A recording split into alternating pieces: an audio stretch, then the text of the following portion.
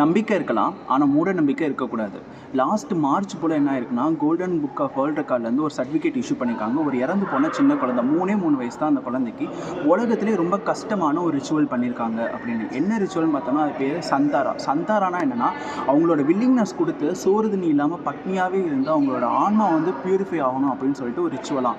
அந்த ரிச்சுவல் பண்ணிட்டாங்க. உலகத்திலே சின்ன வயசுல பண்ணியிருக்காங்கன்னு சொல்லிட்டு சர்டிஃபிகேட் குடுத்ததுக்கப்புறம் தான் தெரிஞ்சிருக்கு. அந்த அம்மா, அப்பா தான் இந்த மாதிரியான ஒரு கொடூரமான விஷயத்த பண்ணியிருக்காங்க. அப்படின்னு லாஸ்ட் டிசம்பரில் என்ன ஆயிருக்குன்னா, அந்த சின்ன குழந்தைக்கு பிரெயின் டியூமர் இருந்திருக்கு. ஸோ டாக்டர்ஸை பார்த்துருக்காங்க, ஒன்றும் பண்ண முடியாதுன்னு சொல்லியிருக்காங்க.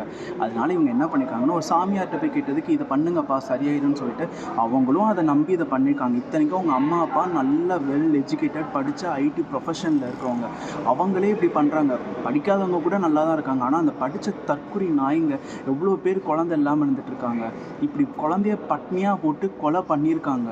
அதை வேற வந்து சர்டிஃபிகேட்டோட வச்சு ஃபோட்டோஸ்லாம் வந்து ரிலீஸ் பண்ணியிருக்காங்க. எவ்வளோ ஒரு கேவலமான விஷயம் இல்லை?